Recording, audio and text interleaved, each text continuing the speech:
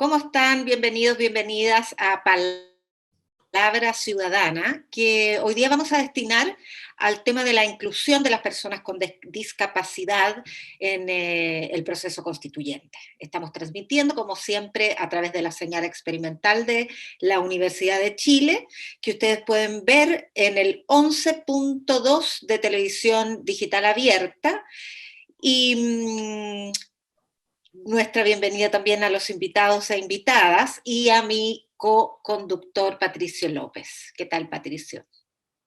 Muy bien, Yasna, espero que tú también. Les damos la bienvenida a todas y todos a este programa que es especial, ¿no? Y para ponernos a tono del tema que nos convoca hoy, decirles además que Palabra Ciudadana entra en el camino de transmitir a partir de ahora sus programas con lengua de señas, así es que hay ahí un compromiso importante y un cambio en relación a todos los programas que ustedes habían visto antes. Recordarles que además Chile TV está transmitiendo todas las sesiones de la Convención Constitucional, así es que pueden ir sintonizando nuestra señal para ver cómo se desarrolla este proceso. Respecto al programa que nos convoca el día de hoy, y a propósito de lo que va a empezar en un rato más, que es la Teletón del año 2021, probablemente hay un problema en la base de cómo enfocar este tema, y es que hay una disputa para hacer una transformación cultural en la que las personas con discapacidad pasen de ser sujetos de caridad a ser sujetos de derecho.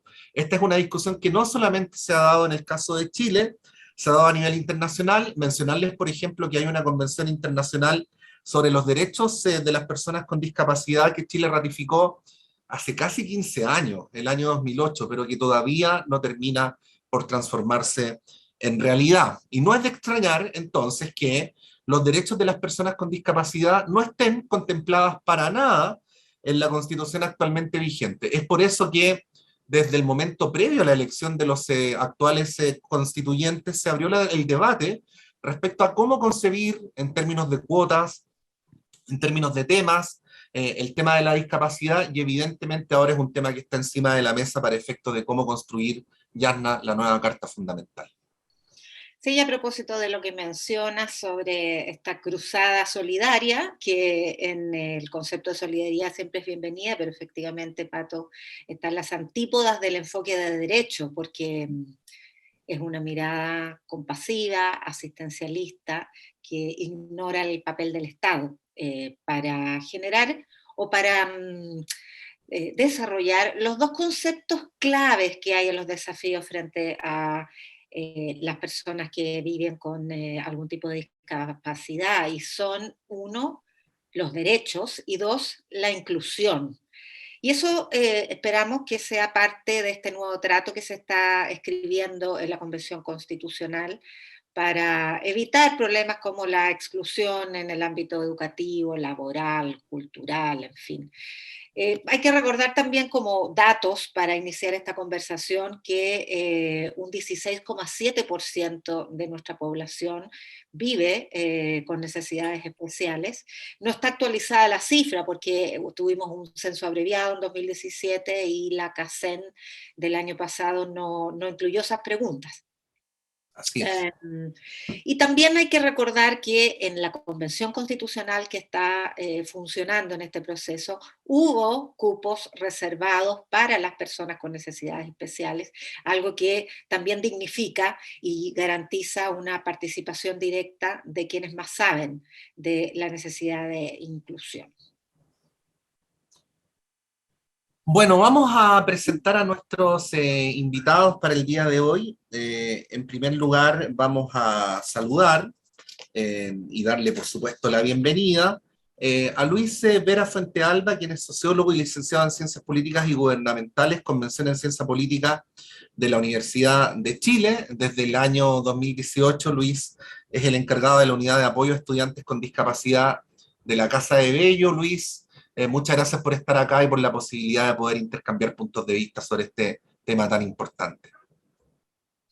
Muchas gracias, Patricio, Yasna y al canal de la universidad por poner este tema en la palestra en este día tan simbólico. Muchas gracias. No, bienvenido. Y también saludamos a la abogada y magíster en Ciencias Políticas, María Soledad Cisterna, fue presidenta del Comité sobre Derechos de las Personas con Discapacidad de la ONU, Premio Nacional de Derechos Humanos, directora de distintos proyectos jurídicos interdisciplinarios, además de autora de publicaciones, expositora en conferencias nacionales e internacionales sobre este tema. Es además parte del Consejo Consultivo del Instituto Nacional de Derechos Humanos. María Soledad Cisterna, bienvenida. Muchas gracias y también a ustedes y a la televisión Universidad de Chile por este interesante programa que da muchas luces, ¿no es cierto? Así que gracias. No, gracias a ti, María Soledad, y también darle las gracias a Rosana Oyarzún Labañino, directora ejecutiva de Avanza e Inclusión. Bueno, Rosana es magíster en Innovación Social, educadora diferencial, psicopedagoga, posee experiencias de especialización en el extranjero, y también se ha concentrado muy fuertemente en el apoyo a personas con síndrome de Down. Rosana, muchas gracias por sumarte a esta conversación. Muchas gracias a ustedes por la invitación a este programa. Y también muchas gracias también al canal de televisión de la Universidad de Chile. Y antes de comenzar la conversación, les queremos invitar a revisar el artículo que va a motivar el debate de hoy. Hoy, en Palabra Ciudadana, abordaremos el capítulo 1 referido a las bases de la institucionalidad. En particular, conversaremos a partir del artículo 1 que señala que las personas nacen libres e iguales en dignidad y derechos. Bueno, vamos a partir con las preguntas, y quería partir preguntándole a Soledad precisamente por algo que decíamos en la introducción, y que Yarna es testigo, se nos repite en buena parte de los temas que hemos tratado en este ciclo. Nuestro país tiene la mano muy suelta para firmar compromisos a nivel internacional y finalmente nunca termina por transformarlos en carne, en legislación en nuestro país. Este es un problema que incluso es paralelo, ni siquiera tiene que ver con el tema de la Constitución, que obviamente vamos a tratar, pero quería partir por ahí, Soledad, que pudiéramos explicar la brecha entre aquellos convenios o tratados internacionales que Chile ya ha suscrito en la materia y acto seguido todo lo que no ha hecho en nuestro país. Todo lo que no se ha hecho en nuestro país. Bueno, los tratados internacionales representan el consenso global sobre una determinada materia. Lo existe en materia de discapacidad, tú ya lo nombraste, la Convención sobre los Derechos de las Personas con Discapacidad de Naciones Unidas, que este mes cumple 15 años desde su adopción por la Asamblea General. Hay una figura que se llama ratificación de un tratado, que es todo el trámite interno del Poder Ejecutivo, del Poder Legislativo, con consulta al Tribunal Constitucional respecto a las normas que aparecieran contrarias ya a dicha Constitución. Entonces, es un procedimiento largo, concienzudo, por el cual se ratifica un tratado internacional. Yo diría, tomando la frase que iniciaste, Chile la mano suelta para firmar, yo creo que no. Nunca es tan fácil la ratificación de un tratado internacional. Y lo sabemos quienes tenemos discapacidad, porque en su oportunidad, año 2007, 2008, creamos un movimiento para incidir en la ratificación de este tratado y estuvimos hablando con los parlamentarios, con el Poder Ejecutivo, y por eso logramos que Chile quedara de entre el primer grupo de países que ratificó la Convención sobre Derechos de Personas con Discapacidad. En otras palabras, Chile es un país que aparece en el concierto mundial como un país apegado a ciertas tradiciones jurídicas, como esto de ratificar ciertos tratados del consenso internacional. Pero luego esta brecha que se produce entre esa norma que pasa a formar parte del ordenamiento jurídico nacional y su aplicación práctica. Y ahí entonces no hay un mecanismo coactivo, ¿no? O de fuerza en relación al Estado para obligarlo a nivel del derecho internacional de los derechos humanos. Entonces hay otras fórmulas que son las revisiones que hacen el órgano de tratado, que en este caso es un comité de expertos, que revisa los informes que el Estado parte entrega. Chile lo presentó en el 2016 y ahí se le hicieron una serie de recomendaciones. Y el próximo año debe rendir su primer informe periódico, que vendría siendo el segundo, donde se le hacen preguntas respecto de aquello que parece no haber sido cumplido. Entonces, ahí yo veo claramente que hay una toma de conciencia a nivel nacional cuando se ve lo que no se ha cumplido y donde hay un rol significativo de la sociedad civil, que es aquella que rinde los informes que le llaman sombras, pero son informes complementarios, que habiendo estado en un comité les quiero decir que se ven en igualdad de condiciones, el informe de Estado y el informe de la sociedad civil. El informe de la sociedad civil apunta dónde están las dificultades, y eso se ve claramente y se hacen las recomendaciones al Estado parte. Por ejemplo, de acuerdo a la Convención, Chile debería tener un mecanismo encargado del monitoreo de implementación de la Convención. No hay, no existe, pero ya las preguntas que mandó el Comité de Naciones Unidas dice por qué no se implementa este mecanismo. Eso solo para dar un ejemplo, pero va por todas las materias y todos los derechos. Entonces, esas brechas son las que se deben eliminar a través de una buena redacción constitucional en cuanto al rango de los tratados internacionales y en cuanto a la implementación de esos tratados. Eso te podría contestar.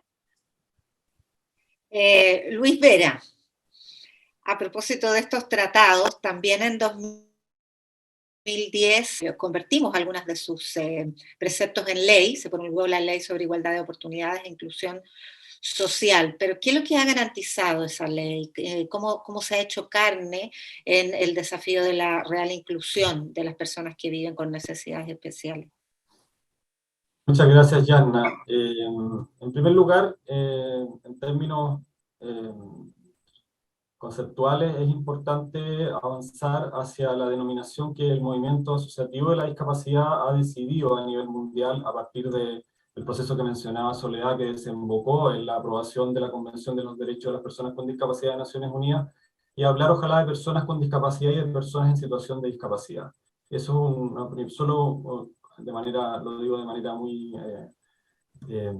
digamos, amorosa, digamos, solamente para precisar los conceptos. En segundo lugar...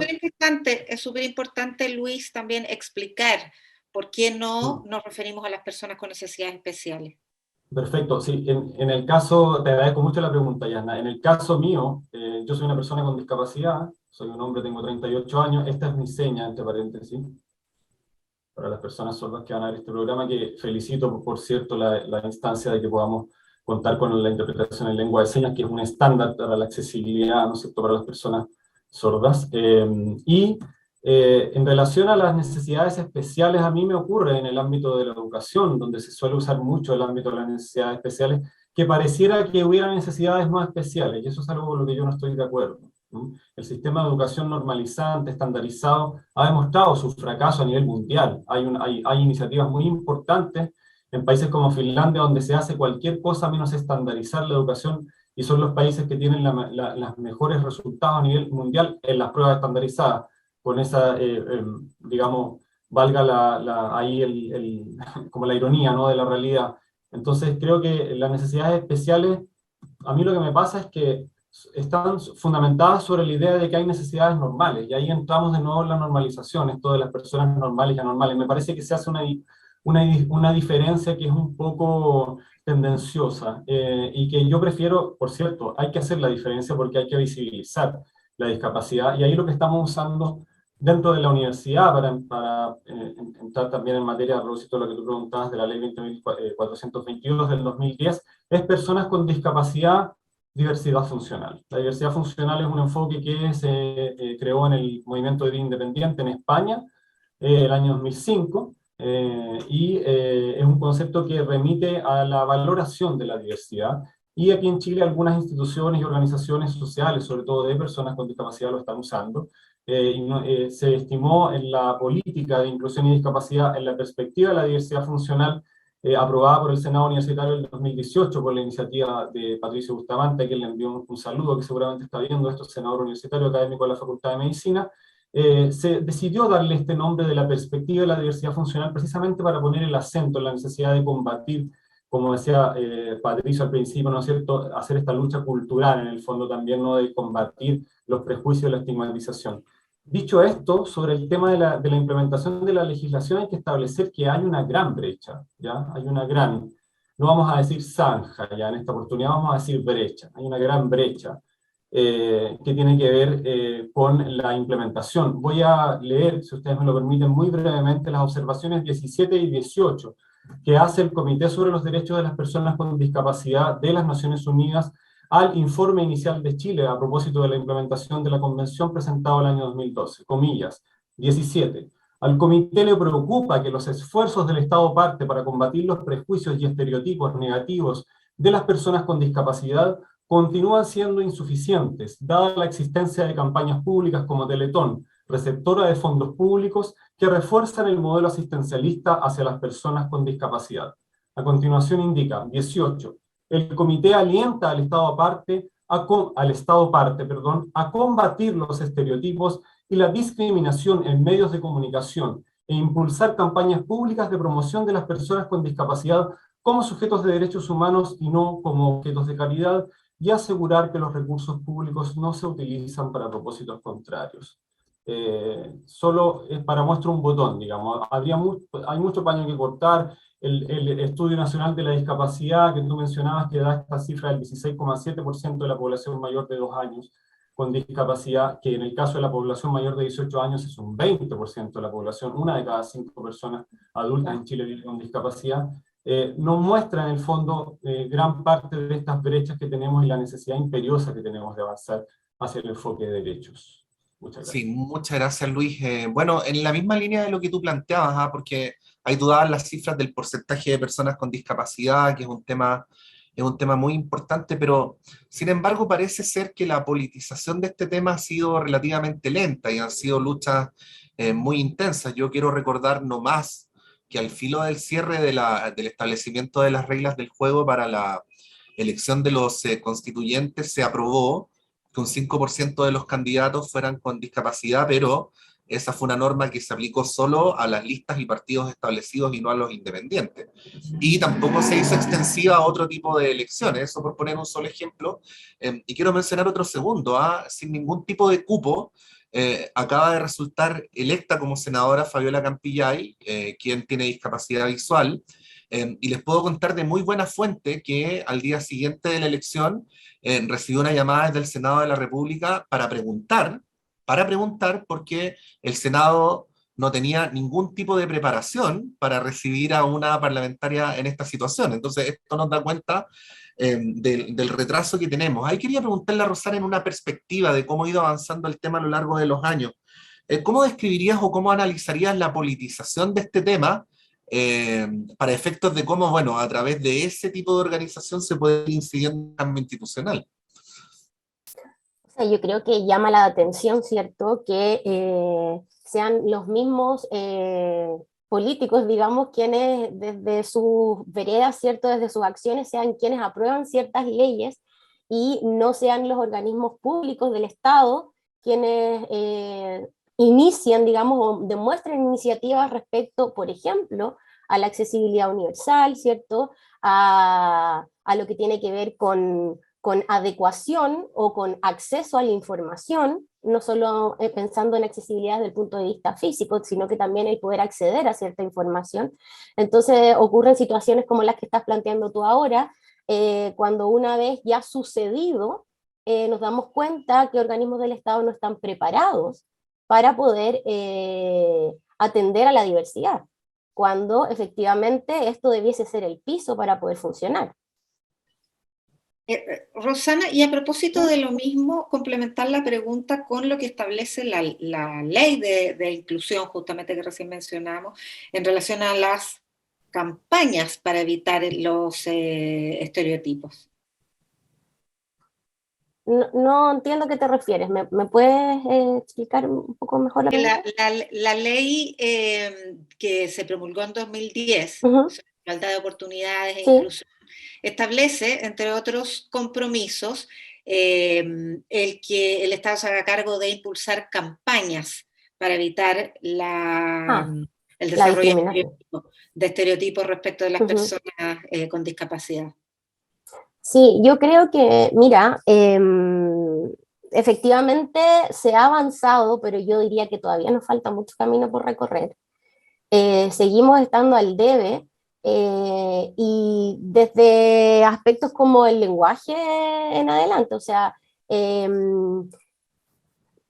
no tenemos una forma única de referirnos a las necesidades que tienen las diferentes personas, ¿cierto? Entendiendo como la diversidad de lo que significa ser, hasta los tipos de discapacidades. Nos encontramos con que el lenguaje que se utiliza, las acciones que se generan no necesariamente van acordes a, en el fondo, a favorecer lo que en esa ley se plantea.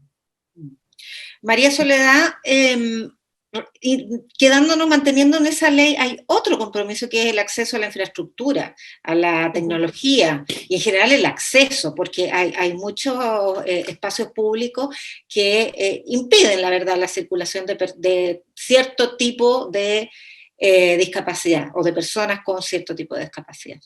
Sí. Bueno, a raíz de la convención, que es este primer Tratado de Derechos Humanos del siglo XXI, la Convención en Discapacidad de Naciones Unidas, coloca lo que yo he señalado en la figura jurídica más transversal, que más impacta el ordenamiento jurídico, cuál es la accesibilidad universal al espacio físico, a la información, al transporte, a las comunicaciones, a la tecnología, a los procedimientos, los procesos, tanto en zonas urbanas como rurales. ¿Ah? Y la misma convención se da ahí todo el detalle de todos los aspectos de accesibilidad que deben cubrirse para que una sociedad sea verdaderamente inclusiva. Entonces acá estamos hablando de un pilar, de un eje sustantivo, porque sin accesibilidad no hay en realidad derecho humano. En otras palabras, accesibilidad es el pilar y puente para el ejercicio de derechos humanos y libertades fundamentales. Un ejemplo, la Asociación de Sordos de Chile hace poco entabló un recurso de protección contra canales de televisión porque la información sobre la pandemia no estaba dada en lengua de señas. Y fíjense, ha cambiado la Corte. Hoy día la Corte acogió, la Corte de Apelaciones respectiva, y la Corte Suprema confirmó de que era necesario, que se había incurrido en una afectación de derechos con la falta de esa norma de accesibilidad que es la interpretación en lengua de señas para los canales, las informaciones públicas, como es la información sobre la pandemia. Entonces, cuando hablamos de accesibilidad, hablamos de un eje tan sustantivo que en mi presentación que hice a la Comisión de Derechos Fundamentales de la Convención Constitucional, señalé que uno de esos ejes sustantivos es precisamente la accesibilidad universal y que debe ser reconocida constitucionalmente por la envergadura, el peso específico que tiene la accesibilidad universal. Así que creo que a esto hay que darle, yo creo, el mayor énfasis para que la Convención Constitucional sí la reconozca. Y que por supuesto se hagan efectivas las fiscalizaciones que deben existir, que si bien estaban en el Ministerio de Vivienda, la verdad que muchas veces por falta de dinero no se ha podido efectuar la fiscalización que se requiriera para el espacio físico, o en la Superintendencia de Telecomunicaciones, la accesibilidad para todo lo que son las comunicaciones. También el Consejo Nacional de Televisión debe fiscalizar el cumplimiento de estas normas de accesibilidad universal en aquello que se muestra en pantalla. Sí, podríamos seguir agregando ejemplos, María Soledad, Rosana, Luisa. Por ejemplo, el tema de la educación. Tengo entendido que hay una diferencia de alrededor de 3 años en la cantidad de años de formación entre quiénes tienen discapacidad y quiénes no la tienen, y podríamos seguir... Claro, y esto nos lleva a una pregunta que yo sé que de alguna manera hemos empezado a contestar, pero que se la quería preguntar directamente a Luis, que es la gran pregunta que hemos tratado de contestar en todo orden de cosas, que es, ¿qué tiene que ver la Constitución con nuestra vida cotidiana? ¿No? Todos estos asuntos sectoriales que hemos conversado, ¿de qué manera podrían ser distintos si la Constitución que se está escribiendo ahora finalmente consagra los derechos que la Constitución que está vigente no lo hace? ¿Qué decir al respecto, Luis? O sea, si eso estuviera escrito en la nueva Constitución, ¿qué pasaría con todas estas situaciones que estamos describiendo y que obviamente nos parecen dignas de transformación? Te agradezco mucho la pregunta, Patricio, porque precisamente esa es una pregunta muy, muy recurrente, ¿no? Que se hace de cuál es el impacto del orden sociopolítico, ¿no es cierto?, de la estructura institucional sobre la vida de las personas, y la verdad es que es un impacto mayor, ¿ya?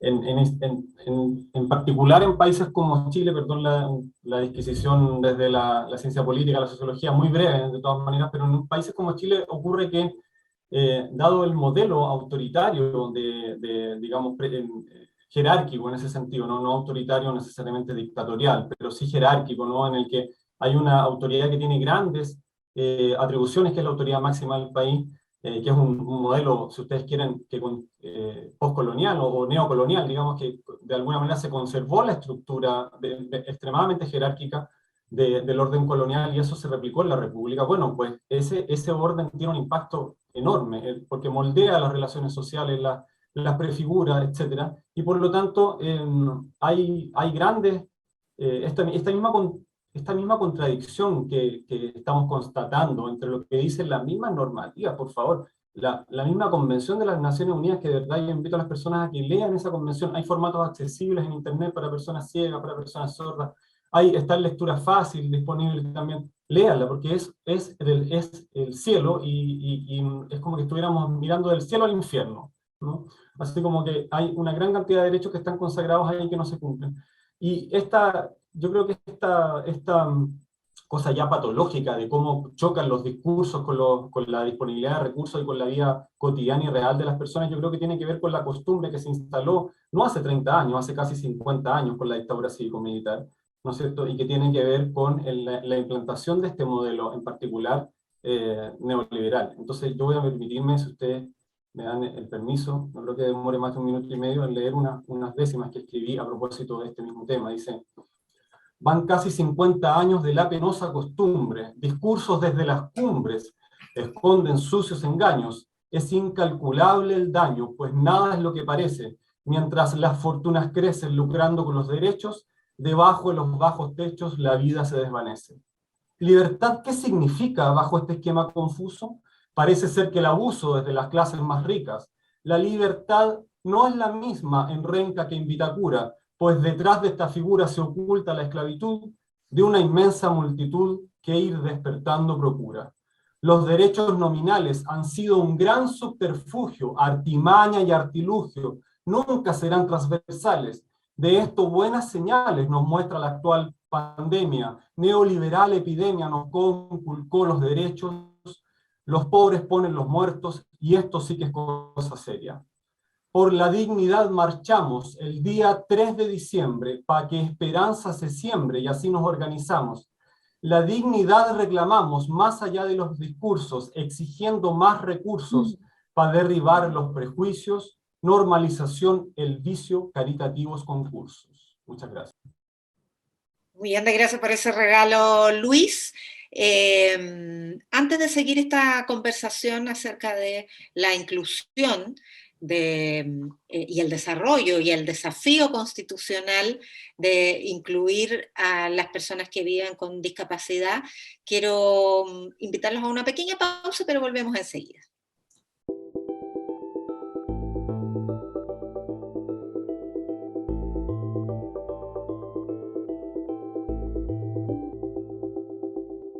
Estamos de vuelta en Palabra Ciudadana, en este programa donde estamos estableciendo diálogos, conversaciones, reflexiones entre constitución y discapacidad.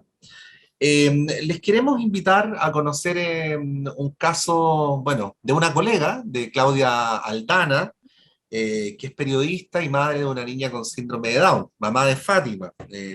A propósito de su propia experiencia como madre, hemos ido conociendo las posturas públicas de Claudia, se ha convertido en una activista por la inclusión, junto a otros padres y madres formó también incluso la Fundación Educación para Todos, y creo que Claudia tiene algo muy interesante que decirnos que obviamente vamos a incorporar a esta conversación a partir de ahora. Trabajé en revista Ya, El Mercurio, tenía una columna donde hablaba de soltería y amor, y después de 10 años escribiendo la columna, decidimos terminarla cuando yo estaba en mi segundo embarazo. Y la columna la terminamos en febrero, y el 26 de abril del año 2011, de ese mismo año, nació mi segunda hija, que se llama Fátima, y que Fátima nació con síndrome de Down, que es una condición, no una enfermedad. Siempre hay que aclararlo.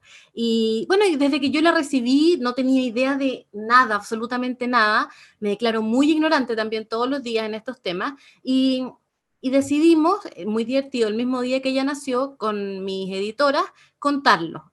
Aprovechar, por así decirlo, esta instancia de difusión y hablar, porque la gente, nadie sabe mucho sobre el tema, y aparte que hablar de discapacidad para muchos es incómodo, lo ligan con la lástima, con la caridad, y tiene que ser de otra forma.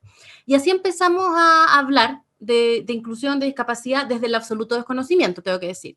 Y con el tiempo fui aprendiendo, y me fui dando cuenta de la cantidad de injusticias que enfrentan las personas con discapacidad, pero todo esto quiero recalcar desde el punto de vista de una mamá. Yo no me considero que esté por sobre las otras personas que trabajan en esto, porque quienes tienen que hablar de estos temas son las personas con discapacidad. Nosotros los cuidadores podemos ser acompañantes o quizás ayudar a ampliar la plataforma, pero nada más que eso. Yo creo que han habido avances y también hay retrocesos que nos amenazan un poco. En cuanto a avances, tengo la suerte de haber participado en un par de proyectos de ley que hablan de educación inclusiva, que es donde yo creo que tenemos que poner el mayor énfasis.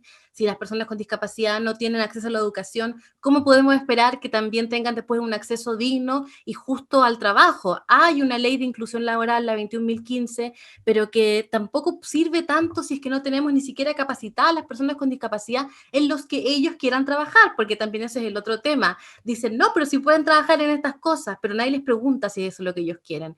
Veo también una mayor visibilización del tema, que para mí es importante, en lo que también creo que hemos contribuido, pero tenemos amenazas de retroceso encima, y lo digo, por ejemplo, por el programa de José Antonio Cast, en que él habla de eliminar el decreto 180, en el cual se acabarían los programas PIE, y eso es más que un retroceso, es pegarnos 20 años hacia atrás, es segregar de nuevo los colegios. Entonces sí, yo creo que hemos avanzado en muchas cosas. Hoy en día, por ejemplo, en las elecciones el voto asistido se da por hecho, no hay que estarlo explicando ni enseñando, pero nos encontramos en el camino con que hay personas que todavía no entienden que la inclusión es lo que construye una sociedad más democrática. Los derechos sexuales y reproductivos de las personas con discapacidad cognitiva hoy en Chile son violados. Tú puedes esterilizar a una persona con discapacidad cognitiva sin pedirle su consentimiento, lo cual va contra cualquier convención internacional de derechos. Queremos hacer notar eso, queremos también pedir que no se detenga el avance de la educación inclusiva, queremos apoyar también las experiencias de vida independiente de las personas con discapacidad. Entonces, a la Convención Constituyente yo le pido todavía todos los oídos abiertos, están recibiendo todo tipo de instancias y mucho insumo para tomar también sus decisiones, y les pido que no nos decepcionen. Desgraciadamente, de las 155 personas que construyen la constituyente, hay solo una persona con discapacidad, cuando en esta oportunidad hubo, por primera vez, había obligación de presentar candidatos con discapacidad en las listas. Me hubiese gustado que esos cupos reservados también hubiesen estado en la convención, si estamos hablando del 20% de los chilenos. 1 de cada 5 chilenos tiene alguna discapacidad, entonces, ¿cómo no estamos representados también democráticamente? Era el testimonio de nuestra colega periodista Claudia Aldana. Me llamó la atención la mención que ella hace a uno de los programas de uno de los candidatos a esta segunda vuelta presidencial, José Antonio Cast, sobre la eliminación de los programas PIE. Rosana, ¿tú nos puedes explicar de qué se trata eso, cómo son esos programas y cuáles son los retrocesos que pueden experimentarse si se concreta? Y mira, los programas PIE son los programas de integración escolar, ¿ya? Hay que hacer un alcance que Claudia menciona que es el decreto 180, pero es el 170, ¿ya? estos programas funcionan haciendo la incorporación, ¿cierto? O permitiendo la incorporación de personas con discapacidad, de estudiantes, ¿cierto? Con discapacidad al sistema educativo regular. Funcionan como un programa dentro de la escuela regular, ¿ya? Programa que cuenta con el apoyo de profesionales especialistas en materias de inclusión. No solo especialistas desde el punto de vista de la educación, sino que también profesionales especialistas complementarios a el desarrollo de la educación en personas con discapacidad, como son fonoaudiólogos, psicólogos, terapeutas ocupacionales, psicopedagogos, educadores diferenciales. Si se me olvida alguno, me disculpen. Y efectivamente, dentro del programa de José Antonio Kast, se plantea la derogación de ese decreto, ¿ya? Se plantea retroceder, por ende, a lo que existía antiguamente, que eran profesionales itinerantes, ¿ya?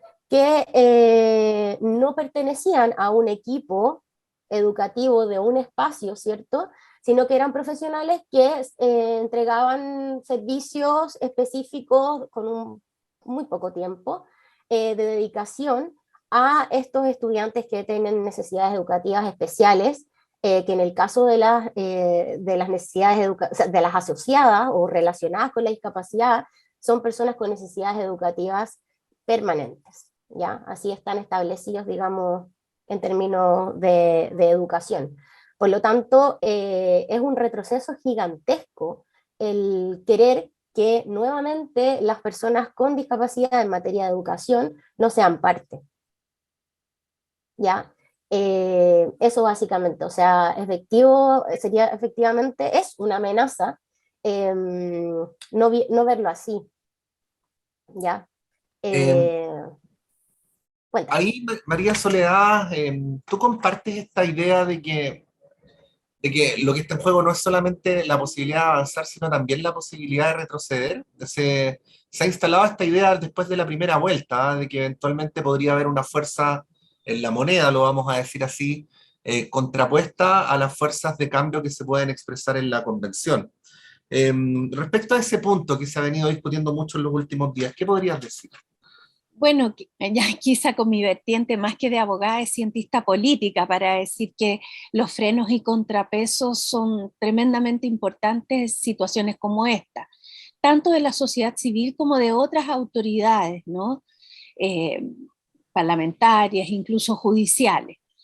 Ahora, yo creo, mi opinión personal, de que sin haber leído ese programa al que se refieren, que ahí se ha colocado algo sin el análisis de lo que significa, porque la eliminación no debería ser para no dejar nada y volver a los sistemas antiguos, sino que es ir a un paso mucho más allá que exige la convención, que es la educación inclusiva de calidad. Evidentemente los PIEs han representado una ayuda, un apoyo, y ahora el tránsito es mucho más allá, la exigencia de recursos hacia el Estado o hacia el sector privado, porque muchas veces no se toca el sector privado en esto, y también está, el Estado de Derecho opera para lo público y para lo privado, y en el caso de la escuela también. Entonces, todo lo que implica concebir un sistema inclusivo de educación que incorpore a todos los estudiantes, porque si bien es cierto el concepto de inclusión va ligado al de integración que surgió en el ámbito de la discapacidad, hoy día la inclusión es más amplia que la discapacidad. La inclusión es a todo tipo de diversidades. Entonces la escuela debe acoger a esas diversidades, por supuesto, dando todos los apoyos o ajustes razonables que sean del caso. En la situación de educación inclusiva de calidad, hay un General Comment, el número 4 del Comité sobre los Derechos de las Personas con Discapacidad. Yo fui presidenta de ese General Comment, que es el documento interpretativo de la norma del derecho a la educación inclusiva de calidad. Y ahí, si ustedes lo leen, y también lo invito a leer porque está en la página de la Oficina de la Alta Comisionada de Naciones Unidas en Derechos Humanos, si ustedes entran al Comité de Discapacidad, van a poder encontrar ese General Comment que da todas las pautas para que pueda darse una educación inclusiva de calidad. pero no es que solo ciertos establecimientos tengan algún tipo de apoyo, sino que todos los establecimientos están obligados a ser abiertos hacia estudiantes con discapacidad, y en ese sentido el Estado está obligado, por supuesto sabemos, a la eliminación de barreras y también a la creación de las condiciones para igualar oportunidades. Y esto se traduce en presupuesto fiscal, que debe entregarse precisamente mucho más hacia las escuelas para que produzcan esta inclusión educativa. Repito, la inclusión educativa es mucho más amplia que la integración o que tengamos planes pequeños de integración, pero evidentemente no es la solución eliminar un decreto que implicaba un paso más allá. Lo que no podemos hacer es retroceder, sino que tenemos que seguir hacia el norte de la educación inclusiva de calidad. Espero que me haya expresado bien en lo que quiero decir, y además esa educación inclusiva de calidad tiene que estar con perspectiva o enfoque de género, con enfoque de las distintas formas de discapacidad y también con el enfoque de la edad mayor. Hay muchas personas que la educación la van concluyendo a través del tiempo. Bueno, también debe estar abierta esa educación para quienes tienen más edad. Eso. Luis Vera estaba dándole vuelta al testimonio de Claudia respecto a su hijo en condición de síndrome de Down, que es una de las particularidades de nuestra sociedad, es infantilizarlos. Pero creo que se siente lo mismo frente a cualquier discapacidad, es decir, desde esta lástima solidaria, pero también con aires de superioridad, hacia la infantilización de ver a la persona con discapacidad como un inferior o una inferior, es una tendencia cultural. ¿Cómo erradicamos eso? Muchas gracias por tu pregunta, Yasna. A partir de ahí yo tengo que decirles que la campaña solidaria que inicia, entre comillas, muy entre comillas solidaria, que inicia hoy, es un atentado en el fondo a la imagen pública de las personas con discapacidad. Además, como yo suelo decir en clases, es importante mencionar, voy a entregar solo un dato. Yo le pregunto a la audiencia, ¿saben ustedes qué porcentaje del Ministerio de Salud es necesario para financiar toda la recaudación de esta campaña famosa que lleva más de 4 décadas? Pues bien, estudiantes dicen un 30%, o sea, algunos se imaginan que es mucho, otros dicen no debe ser tanto, otros dicen un 2%, es menos del 0,5% del presupuesto del Ministerio de Salud de un año normal, de un año sin pandemia. Ya no estamos hablando de ahí, esto lo aclaro para que después no vaya a decir alguien por ahí que no, que el Ministerio de Salud... Un presupuesto, este cálculo yo lo hice el año 2019 en una columna que publiqué en un medio de comunicación. Entonces, económicamente esto no es necesario, hay que mirar cuáles son los motivos ocultos que esto tiene, ¿no? Las personas que han estado en los directorios, ¿no es cierto?, que rodean y todo lo demás. Dicho esto, en relación al tema de cómo se infantiliza, ¿no es cierto?, y se nos trata a las personas con discapacidad y a lo que ocurre en los temas familiares, ¿no es cierto?, yo voy a nuevamente leer unas décimas que escribí a propósito de ese tema. Dice: desde la propia experiencia familiar y personal, la relación desigual nos pide la resiliencia. La educación y la ciencia nos convirtió en anormales, perpetuando así los males de la estigmatización, y la discriminación no nos deja ser iguales. El sobreesfuerzo en mi caso, para otros la dependencia, prejuicios con inclemencia nos fueron cerrando el paso. Aquí yo cuento y repaso esta historia personal, que al mismo tiempo es social, nos enseñó el feminismo. No hablemos ya de heroísmo, queremos igualdad real. Ni héroes ni angelitos, tan solo somos personas. Si lo piensas y razonas, comprenderás lo que digo. Estos hechos ya descritos demuestran con elocuencia que los mitos y creencias, aún pareciendo inocentes, al tratarnos diferente, sí constituyen violencias, ¿no? En el fondo hay una matriz de comprensión de la discapacidad que tiene que ver con la idea caritativa y que está anclada en el modelo biomédico y rehabilitador, que supone que la discapacidad es una tragedia personal. Esto ha sido, ya desde la sociología de la discapacidad hecha por autoras y autores discapacitados, esto ha sido llamado la teoría de la tragedia personal, que es, ¡oh, qué terrible! El otro día con esto termino, perdón. El otro día estaba esperando micro allá arriba en Osandón con algo allá en La Reina, y una persona, yo me movilizo con bastón guiador, y una persona se acerca a mí, un hombre, había estado bastante de día, entonces yo pude apreciarlo, era un hombre grande ya, un adulto, ¿no es cierto?, un poco canoso, y me dice, ¿para dónde va? No, estoy buscando el paradero, va a ir hacia Castillo de las... Ah, ya, yo lo acompaño. ¡Ay, qué terrible! Me dice, pucha, qué pena, qué lástima, pero bueno, a todos nos toca las cosas terribles, así como a él, con todo desparpajo diciéndole qué terrible, o sea, entonces yo le empecé a preguntar, ¿qué te parece terrible? Que esté así, que esté como, le digo yo, que esté así. Entonces yo me bajo la mascarilla, le muestro mi sonrisa y le digo, pero mira, yo estoy, perdonando la expresión, estoy cagado de la risa, como, ¿qué te da pena? Entonces como que esta idea de que las personas con discapacidad no podemos gozar porque la vida es terrible viene de ahí. Entonces eso se cambia con la cultura y eso se cambia, bueno, con todo lo que estamos conversando. Sí, muchas gracias, Luis. Bueno, nos estamos acercando lentamente al final de este programa, que lo estamos pensando como el principio para una mirada colectiva mucho más atenta a este tema que nos ha convocado hoy, y vamos a entrar en una sección que es la sección del resumen, de la síntesis, que va a estar bajo la responsabilidad de nuestros invitados, a las cuales les vamos a pedir capacidad de síntesis. 2 minutos, en 2 minutos tienen que señalar lo que para ustedes sea fundamental respecto a lo que hemos conversado el día de hoy. Vamos a partir en primer lugar con María Soledad Cisterna. 2 minutos, entonces. Bueno, reconocimiento constitucional para las personas con discapacidad. Esto dentro de un capítulo que debería estar destinado a los sectores infraprotegidos tradicionales históricamente. Y este capítulo debería tener secciones, una de ellas para niños, niñas y adolescentes, otra para las personas mayores y otra para las personas con discapacidad. Se pueden pensar en otros, pero eso es en los que yo he trabajado, especialmente estos últimos. En el caso de las personas con discapacidad, como la Constitución no puede tener todo, entonces hay que centrarse en aspectos específicos. Y en primer lugar, dejar claro que la Convención sobre los derechos de las personas con discapacidad es el documento por el cual se debe seguir la implementación de la Convención. Y me fijé en 3 ejes fundamentales.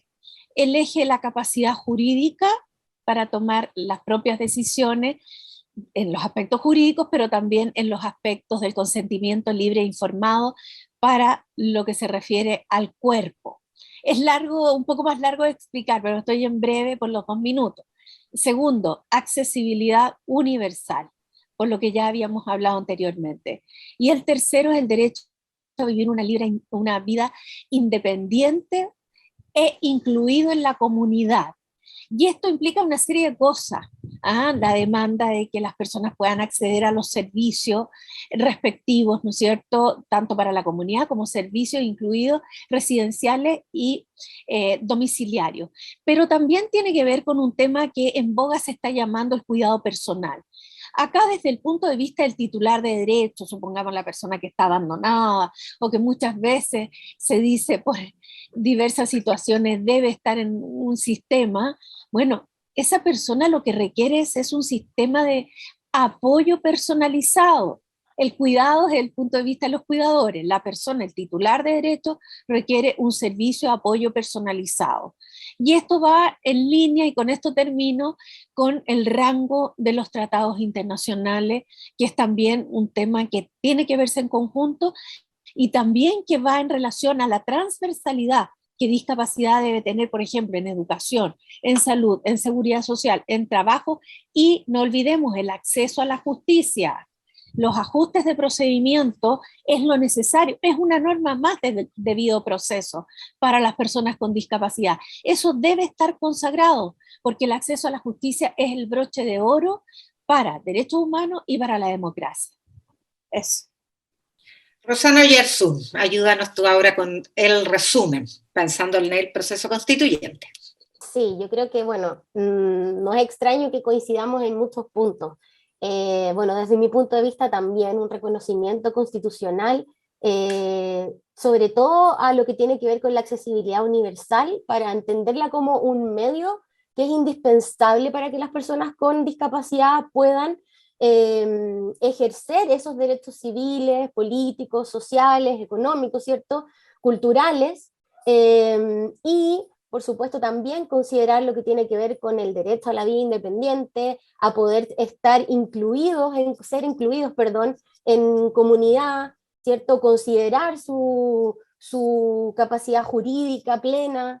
De alguna manera, bueno, también lo que tiene que ver con garantizar el proveer de lo que son los ajustes razonables, ¿cierto? Para que en verdad una persona con discapacidad pueda gozar del ejercicio pleno de sus derechos. Disculpen, Muchas disculpen, ese punto muy importante tiene que abordarse necesariamente en la transversalización de la discriminación, porque la denegación de ajustes razonables es discriminación. Muchas gracias, María Soledad. Bueno, y los 2 minutos para Luis Vera. Luis, adelante. Muchas gracias, Patricio. Mira, bueno, la accesibilidad universal como derecho fundamental, como decimos en la unidad de apoyo a la diversidad funcional que yo coordino, lo esencial para algunas personas es bueno para todos, entonces esto no es solamente para las personas con discapacidad, para las personas mayores, para todas las personas. Y por supuesto poner el énfasis en el peligro de que quienes reivindican la discapacitación o eliminación de ciertas personas sin considerarlas iguales lleguen a la moneda, es un factor fundamental que hay que mencionar, es ineludible para mí en este momento, ¿no? No es solamente las diversidades sexuales, aquí ha habido personas discapacitadas por el Estado, como es el caso de la electa senadora Fabiola Campillay, que le envío un fraterno abrazo, que está siendo reivindicado por sectores que están compitiendo en este momento por el sillón presidencial. Y seguidamente, las últimas décimas dicen: para romper las cadenas, la normalidad impuesta, hay que remontar la cuesta, a veces a duras penas. Las palabras están llenas de discursos inclusivos, con bien siniestros motivos, nos oprimen cada día, y así nuestra rebeldía nos mantiene bien activos. Las nuevas cartografías de la otra edad pisoteada encienden la barricada para iluminar alegrías, transformando en armonías, simbiosis de diferencia. Las disidentes apuestas construyen un mundo nuevo para superar el placebo y embellecer la existencia. En expansión disidente cuestionamos la costumbre, sacudir la pesadumbre de los cuerpos y las mentes. La inclusión no es suficiente, es funcional al sistema. La caridad y sus emblemas sustentan dominaciones. Con estas conversaciones esclarecemos el esquema. Y la última ahora sí dice: aumentando la conciencia, colectivo despertar, para buscar el despertar trabajando con paciencia. Para embellecer la existencia se precisa del cuidado, mutuo propio e instalado en el centro de la vida, solidaridad sentida como lógica de Estado. Muchas gracias. Y nos toca a nosotros ahora hacer el resumen que ha preparado nuestro equipo periodístico y de producción sobre las distintas aristas de lo que hemos estado conversando en el capítulo del día acerca de los desafíos de la inclusión en el proceso constituyente. Hemos hablado acerca del reconocimiento constitucional para las personas con discapacidad dentro de un capítulo especial que esté destinado a los distintos sectores infraprotegidos de nuestra sociedad. Derecho a la accesibilidad universal, derecho efectivo a la libertad y al cuidado personal. Claro que sí, y también hemos hablado, Yasna, del reconocimiento constitucional y de la accesibilidad universal, porque es un medio indispensable para que las personas con discapacidad puedan ejercer todos los otros derechos. Garantizar el ejercicio pleno de los derechos a las personas con discapacidad. Y no retroceder en los derechos ya ganados por y para las personas con discapacidad. Bueno, estamos llegando al final de nuestro capítulo del día de hoy, y agradecer a todas y todos quienes nos han seguido. Agradecer, por cierto, a María Soledad Cisterna. Muchas gracias, María Soledad. Luis Vera Fuentealba, gracias también por acompañarnos hoy día. Gracias a ustedes. Gracias. Y a Rosana Oyarzún. Muchas gracias, Rosana. Muchas gracias por la invitación. Bueno, y contarles a nuestra audiencia que nos ha seguido a través de este capítulo que Uchile TV está transmitiendo para todo el país y en la región metropolitana a través del 11.2 de nuestra señal digital. Y también contarles que si se perdieron algunos de nuestros capítulos, desde esta semana están disponibles en la cuenta de YouTube de la Universidad de Chile, nuestras cuentas de contacto uchile.cl, el Twitter e Instagram, que es Uchile TV, y por supuesto en el correo electrónico canal uchiletv@uchile.cl. Todos nuestros capítulos están en la cuenta de YouTube de la Universidad de Chile. Gracias por acompañarnos y nos vemos en un próximo capítulo de Palabras Ciudadanas. Chao, muchas gracias, buenas noches.